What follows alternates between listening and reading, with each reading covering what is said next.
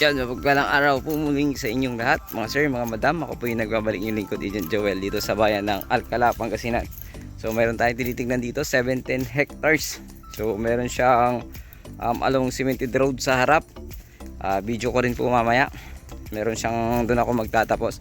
So meron siyang 16 meters frontage lang doon. Pero dito, along to Park Market Road dito sa likod, flood free area. Kitang-kita naman, hindi po siya basa. So flood free area po ay napakahaba ng frontage nito, siguro nasa at least 200 meters below. So papakita ko po yung frontage nito simula. So dyan pong part yung start ng property. Ayan yung part na yan. So mamarkahan ko sa drone para makita ninyo kasi ano na, ba nalampasan namin, tinignan ko, pinaliparan ko kasi ng drone, dyan pala yung start. Sabi kasi ng kasama ko dito. So ayan, so sabi niya ditong part, pero dun pala. So may mga tanim ito, mga siniguelas ganun, pero pa isa-isa lang. Tapos yan, ang marami itong mga anong tawag yan, kamatsili. Ayan, kamatsili po yung marami. So napakahaba ng frontage. So makikita nyo sa drone yon. At kung kaya ko kung pasyalan. So ang lupa dito, tinataniman ng pakwan, mani, tsaka yung anong tawag nung isa, yung singkamas. Ayan, singkamas yung mga tinatanim dito. So ito ay farm lot, at the same time pwedeng gawing rancho yung mga gustong magbakahan dito sa bayan ng Alcala, Pangasinan. At least ito naman ay murang mura, 100 pesos per square meter lang, napakamura. Siguro ito yung pinakamura sa Alcala ngayon. So doon yung part, puntahan din natin yung part na dulo ng property na ito. At kung di natin so syempre pupuntahan ko din sa gitna, nandun na sila eh. May creek kasi dyan, gustong ipakita nung kasama natin yung creek doon, na makita nyo mayroon siyang drainage. Kumbaga pwede kang gumawa dito daw ng resort na malaki. Kasi from town proper ito, at least nasa at least 4 kilometers below from town proper. At sa boundary ng boundary na ng yung dadaanan. So boundary ng parang Bautista ganun, sa may tulay. So alam niyo yung tulay doon, malapit siya doon, almost 1 kilometer lang mahigit. So mayroon tanim na prinsesa sa tasa. Ayan, anong tawag yan? So ayan, may mga tanim nga siyang ganun. Ayun, so kaya to, parang fish pond to. So yung lupa dito, yung parang buhangin siya, kaya maganda siyang taniman ng mga ganun, pakwan. At pwede kang dito pagkuhanan ng yung mga tabon, parang kwari-kwari ganun. Ayan. So mahaba pa po frontage niya hanggang dun pa. So dito sa part dito, iba na to. Iba na ang may-ari dito sa part na ito. So ang pagkakasabi, dito lang yung boundary. So may mga kasoy. Ayan. So sa drone doon ko na lang imarkahan kasi medyo masukal po doon. At least dito hindi siya ganoong kasukal po. Ayan, so makikita nyo napakaraming kasoy to. Kasoy yata tawag ito. Yung nakaupo sa tasa. Ayan. Ang dami naman kasoy, siguro puro kasoy yung tinanim dito noon, nung seller natin. So tanungin natin kung talagang kasali yung mga kasoy na yan. So para po makita natin. So dito yung ganito nga yung lupa dito sa likod yung parang pwede mong gawing quarry to quarry area. Yan ito yung mga pinangtatabon, parang sa Ilocano lapok, kasi mataas. Tapos yun yung mayroong pabahay dyan, pabahay ni mayor daw yan kumbaga subdivision pala, may subdivision sa part na yan. Kung napakuhanan ko ng drone yan, ayan, subdivision yan. So at least naka-vlog na ako dati rin dito Yung unang vlog ko dito last 2 years yata yun. Napakamura pa. So marami siyang tinanim na kasoy ata tawag yan. Kasoy yata yan. So dito napakaganda. Hindi siya ganon kumbaga maganda siyang dito, parang resort, gano'n, resort, kasi may drainage siya dyan na maliit na creek. Hindi naman binabaha sa lugar na ito. sure na sure po ako. Kasi ano, mataas, maraming bahay po dyan, maraming kabahayan dyan na mababaha na. Yan, mapakita ko mamaya dun yung ano niya, yung frontage niya na 16 meters, parang right of way mo na papasok. So 16 meters, at least ano yata yun, 30 meters to 40 meters papunta dito sa 17 hectares. Yan yung boundary niya, napakahaba pa.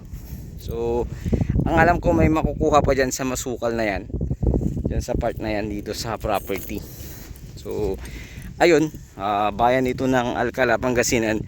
Sukat 17 hectares or 170,000 square meter. Sa drone ko na mamarkahan, mayroon siyang ang pagkakabanggit nito ay iisang titulo na, then magpipinsan yung may-ari, pero meron na silang SPA sa iisa na pinsan nila. So kuan kasi to parang minana nila doon sa kalululuhan, then transfer na sa mga pangalan nila para walang malugi. Ayan, so ayun yung creek. Ito yung hindi yata natin maabot sa creek, at least, pero napatanawan ko po yan sa drone. So maliwanag na maliwanag po sa drone, makikita nyo po doon. So maganda siyang drainage kung resort yan. Kung rancho, maganda rin siya drainage. So may mga tanim ito na sa kanya ba yung mga kasoy, kuya? Kasoy. Oh, sa kanya yata yun, yung mga kasoy doon. Oh, kasi doon sa drone, ano kasali So ayan, napaka... Makita to ba mapala dyan? Oo, check ko mamaya. So ayan, dito. Hanggang dito pa, hindi ko na, ito sapa na. Kasali pa dyan, oh. Una dyan, Yung sapa niya dyan. Nakita ko sa drone, doon sa may mga kahoy. Ito kasi, ano lang to, talahib to Oh. So tara kuya. Tinataniman dati yan, kaso lang wala na yung mga nagtatanim. Wala na. Yung mga nasa harapan na lang natataniman, no? Okay, tuloy natin sa harap mamaya. Ayan, tanim niya talaga yung mga kasi meron pa dito. Ayan. So tingnan yung lupa, oh. Kasi sabi ko kanina. Ayan, madali siyang kumbaga bungkalin. So ito yung mga tinatanim nila, may mga natitira-tira na mani, ayan, mani. Pero yung mga tumubo na lang yung mga yan. Tapos meron siyang singkamas din na paisa-isa. Kasi tinaniman to ng mga singkamas Makita nyo, ayan. So marami siyang kasoy dati. Kasoy ba yun? Princess dati. Oh, kasoy yata yun.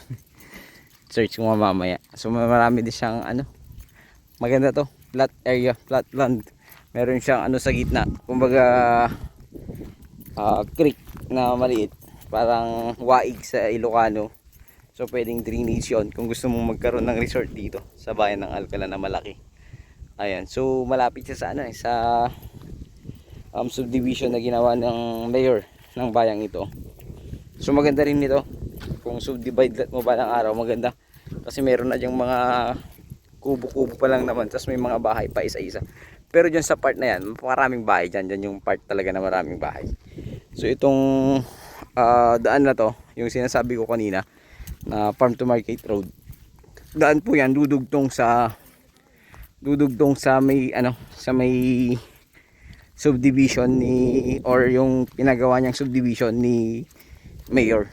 Dudugtong doon yung daan na yan. So napakaganda, sana ay magustuhan nyo ito. At ipapakita ko rin sa inyo yung sa harap, yung mismong 16 meters frontage doon, tapos pababa. So at least mamarkahan ko po yun sa drone, makikita po ninyo. So muli, abangan nyo po. Stay tuned kayo mga sir, mga madam. So ayan, dito na tayo sa part ng cemented road na 16 meters. Tapos may kunting dyan sa kabila, pero kunti-kunti lang naman. Kanyang start dito ayon sa ating caretaker dito sa part dito, tapos gumanon siya, tapos 16 meters. So 1, 2, 3, 4, 5, 6, 7, 8, 9, 10, 11, 12, 13, 14, 15, 16. So parang dito Dito siya. Pero para siyang right of way na eh. Kasi 16 meters. 16 meters wide. Yung frontage lang dito. Tapos papasok. Tapos gumanon. Tapos gumanon siya. So parang ano lang to. Parang 16 meters wide na parang frontage mo na. Pero ilang metro lang naman hanggang dun. Sa may mismong property na. Siguro at least nasa ano po. Pero at least kasya po yung kahit dalawang truck pwede, kahit malalaking 10-wheeler pas pababa. Tapos ito naman okay naman, so kayang-kaya ng pababa, hindi mo na kailangang magtabon, semento na lang tapos pababa na siya. Pwede na siyang pasok yung kahit dalawang 10-wheeler truck, pwede na yung 16 meters eh, maluwang yung 16 meters wide. So papasok siya pag ganun. Sumamarkahan ko na lang sa drone para po makita ninyo. So ayun, ulitin ko, ito ay bayan ng Alcala, Pangasinan. Ito po ay 150 meters per square meter. So sana magustuhan nyo po, pakitawagan nyo po ako agad sa aking numero nakalagay sa aking screen at sa aking Facebook account nakalagay din po sa aking screen. Muli, itong yung lingkod, Agent Joel. God bless you all.